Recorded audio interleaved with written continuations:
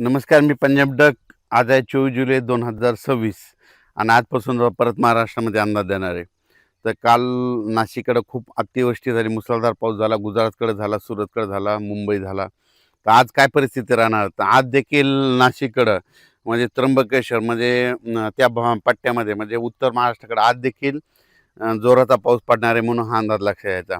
राज्यात मात्र आणखीन तुम्हाला एक सांगू इच्छितो, आज आहे 24, 25, 26, 27, त्याच्यानंतर 28, 29, 30, 31पर्यंत दररोज वेगवेगळ्या भागात आता पाऊस पडणार आहे. पण आता काय होणार आहे, ह्या पावसाचं स्वरूप रिमझिम नाही राहणार. काय होणार, दुपारपर्यंत चांगलं असं कडाक्याचं ऊन पडेल आणि 2-2:30च्या नंतर जोराचा पाऊस पडणार आहे म्हणून हा अंदाज सर्व शेतकऱ्यांना लक्षात यायचा. राज्यात सांगायचं झालं तर पूर्व विदर्भ, पश्चिम विदर्भ, दक्षिण महाराष्ट्र, उत्तर महाराष्ट्र, कोकणपट्टी, खानदेश, मराठवाडा सगळीकडे आणखीन जवळपासनं 5 ऑगस्टपर्यंत म्हणजे आज 24 पासून 5 ऑगस्टपर्यंत दररोज वेगवेगळ्या भागात विखुरलेल्या स्वरूपाचा पाऊस चालूच राहणार आहे म्हणून हा अंदाज लक्षात यायचा. शेतकऱ्यांनी जशी वेळ भेटेल तशी शेतीचे कामे करून घेणे म्हणजे हे एक सगळ्यात महत्त्वाचं आहे.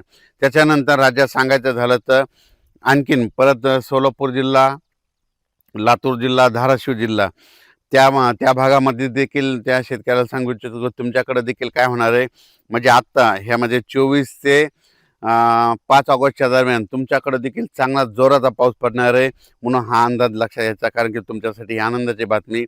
त्याच्यानंतर विदर्भामध्ये देखील काय होणार आहे, आज 24 पासून ते 5 ऑगस्टपर्यंत दररोज वेगवेगळ्या भागात विखुरलेल्या स्वरूपाचा पाऊस पडणार आहे.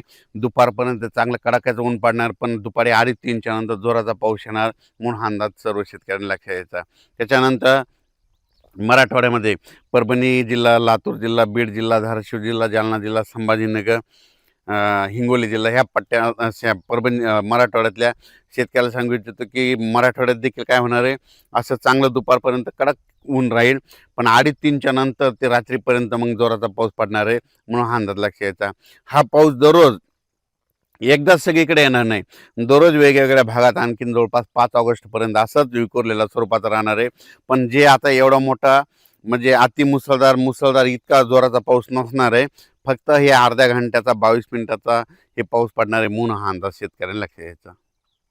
तर आता जास्त पाऊस कुठं पडणार आहे, तर तुम्हाला एक सांगू इच्छितो, जास्त पाऊस सांगायचं झालं तर म्हणजे कोकणपट्टीपासून ते पालघर म्हणजे रत्नागिरी पासून ते पालघरपर्यंत तिकडं मात्र पावसाचा जोर असाच कायम राहणार आहे 31 ऑगस्टपर्यंत, आपलं 31 जुलैपर्यंत म्हणून हे अंदाज लक्षात यायचा. म्हणजे रत्नागिरी, पुणे ते कोकणपट्टी घाटमाता ते पाऊस चालू राहणार आहे. त्याच्यानंतर वरती इकडं नाशिक, त्र्यंबकेश्वर,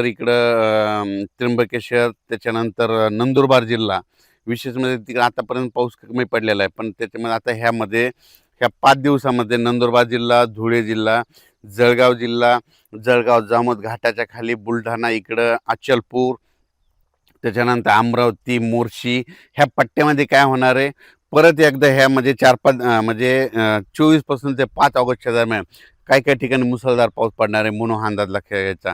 त्याच्यानंतर इकडं तेलंगणात देखील चांगला आहे, आणखीन 5 ऑगस्टपर्यंत चांगला पाऊस राहणार आहे. तेलंगणातल्या शेतकऱ्यांना अंदाज लक्षात यायचा. कर्नाटकमध्ये देखील तशीच परिस्थिती राहणार आहे म्हणून हे लक्षात यायचं. गुजरातमध्ये मात्र सुरत असो, अहमदाबाद असो, तिकडं मात्र अतिवृष्टी होणार आहे म्हणून हा अंदाज गुजरातच्या शेतकऱ्यांनी घ्यायचा.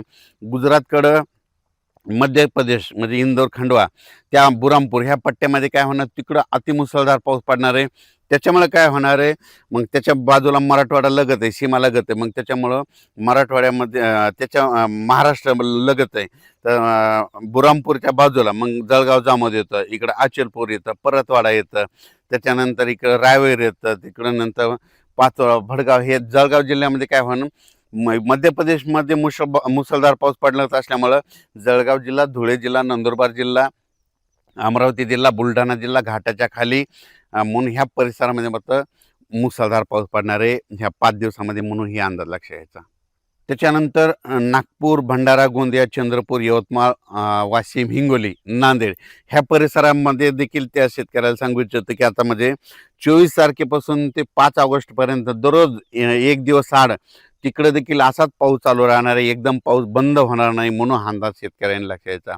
आणखीन जर खूप मोठा पावसाचा जर अंदाज सांगायचा झाला तर आणखीन ऑगस्टच्या मात्र 10 ऑगस्ट ते 15 ऑगस्ट ते 30 ऑगस्टच्या दरम्यान पुन्हा एकदा असा जोराचा पाऊस महाराष्ट्रामध्ये येणार आहे. त्याची तारीख आपण नंतर देऊ. ते कोणत्या भागात राहणार आहे ती देखील डिटेल देण्यात येईल. पण 15 ऑगस्ट ते 30 ऑगस्टच्या दरम्यान परत एकदा राज्यात अतिवृष्टीचा एक पाऊस पुन्हा एक एक लो प्रेशर आहे, चक्रीवादळ येणार आहे. त्याचा मी अंदाज देणार आहे.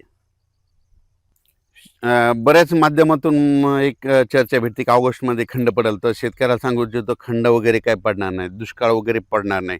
तुम्ही पाहू शकता यावर्षीचं पिकं कसे आलेले आहेत. तर यावर्षी म्हणलं ज्या वर्षी पाऊस कमी पडतो त्यावर्षी पिकं चांगले येते. दुष्काळ वगैरे काही पडणार नाही. ऑगस्टमध्ये देखील तुम्हाला सांगतो 2 असे मोठे पाऊस येणार आहे. जसं आता मुंबईकडं पडला, गुजरातकडे पडला, तसेच आणखीन ऑगस्टमध्ये देखील 2 पाऊस येणार आहे. पण ते आता जागा चेंज करणार आहे. आता मुंबईकडे झालं, आता त्याची जागा चेंज राहणार आहे. त्याचा अंदाज पुढच्या अंदाजामध्ये दिला जाईल, म्हणून हे देखील लक्षात यायचं. तसेच आपण म्हटलं होतं ना उत्तर महाराष्ट्राकडे खूप पाऊस पडेल आणि भंडारदरा त्याच्यानंतर निळवंडे हे सगळे जवळपास सगळे वरचे धरणं भरलेत. आता त्याचं पाणी आता तुम्हाला सांगतो गोदावरी नदीकडे येईल. तर गोदावरीच्या जे गोदावरी नदीकाठचे जे आपले पाळीव प्राणी पशुधन आहे, ज्यांच्या मोटरी असतात तर तुम्ही आजच्या आज काढून घ्या. कारण की ना जवळपास नांदूर मधनेश्वरमधून 29,000 पाणी येईल. त्याच्यानंतर दुसऱ्या भंडारदरातून पाणी सुटलेलं आहे. मुळातून बऱ्याच आणि गोदावरीला नाशिकहून देखील पूर आलेला आहे. जवळपास 65,000 पाणी येत असेल. तुम्हाला सांगतो 10,000 TMC जर गोदावरीत पाणी आलं तर जायकवाडीचं 1 TMC पाणी वाढतं एका दिवसाला. तर हे जवळपास 50-60,000 फ्लो येत आहे.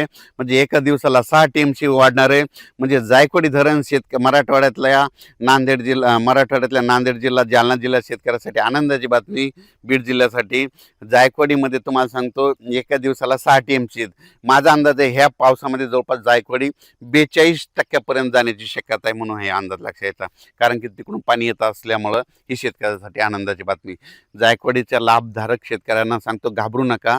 आणखीन ऑगस्टमध्ये 2 पाऊस मोठे पडणार आहे. सप्टेंबर ऑक्टोबरमध्ये परतीत आता पाऊस धुमाकूळच घालणार आहे, म्हणून हे अंदाज शेतकऱ्यांनी लक्षात घ्यायचा.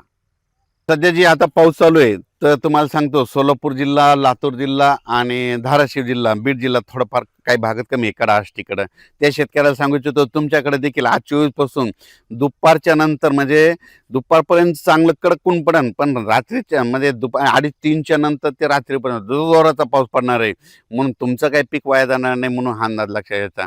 म्हणजे सांगायचं झालं तर आता आजपासून जे आता रिमझिम पाऊस नाही राहणार, आता पाऊस जोराचा पडणार आहे, म्हणून हा अंदाज सर्व शेतकऱ्यांना लक्षात घ्यायचा. अचानक वातावरण बदल झाला, परत एक मेसेज दिला जाईल. धन्यवाद. 30 जूनची आपली सोयाबीनची पेरणी आणि अचानक कंप्लीट 24 दिवस पूर्ण झालेले आहेत. आजचा आहे 24 जुलै 2023. पाहू शकता हे आपला 18 एकरचा सोयाबीनचा असा प्लॉट आहे.